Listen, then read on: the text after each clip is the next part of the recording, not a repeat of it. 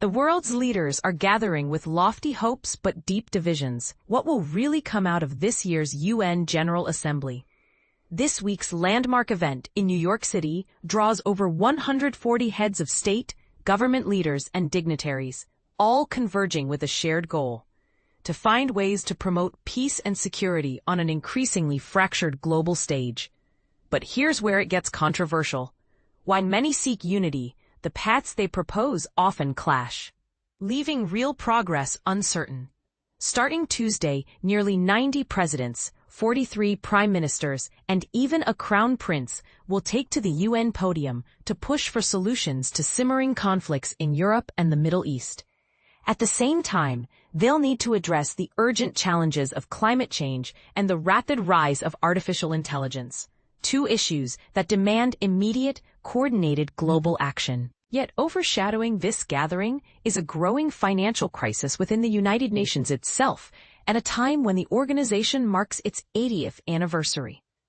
Originating from the ashes of World War II, questions about the UN's relevance and how efficiently it operates have become louder and more urgent, not just from critics, but from staunch supporters as well.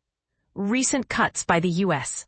in foreign aid and a tightening of humanitarian contributions from other countries have ignited a serious reckoning about the organization's future effectiveness.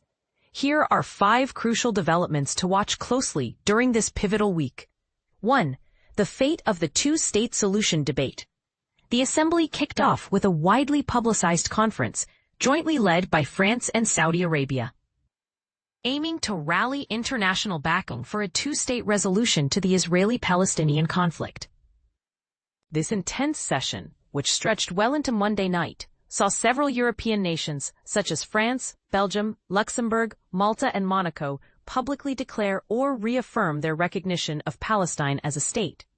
These announcements followed similar moves by the UK, Canada, Australia, and Portugal just days earlier. Conversely, influential countries like Germany, Italy, and Japan participated in the discourse without offering such recognition. Notably absent were the United States and Israel, who chose to boycott the meeting, arguing that international recognition of a Palestinian state under current conditions rewards Hamas and could hinder prospects for halting ongoing conflict and securing the release of hostages. Despite the fanfare, many observers agree this diplomatic gesture has little impact on the ground, especially as Israel intensifies its military operations in Gaza and expands settlements in the West Bank. Israeli Prime Minister Benjamin Netanyahu, a longtime opponent of Palestinian statehood, has signaled a willingness to escalate unilateral measures, further complicating prospects for peace. This clash raises the question: does formal recognition help advance peace efforts, or does it nearly harden divisions? Top UN officials remain cautious about the timing and efficacy of this approach. Second point, climate action, a divided yet determined front. On Wednesday, the spotlight shifts to a dedicated UN climate summit where more than 110 global leaders were expected to speak. Their task? To intensify commitments toward phasing out fossil fuels, coal, oil, and natural gas that drive the climate crisis.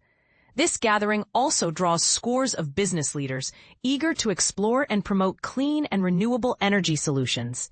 UK Climate Minister Ed Miliband expressed optimism, urging people not to fall for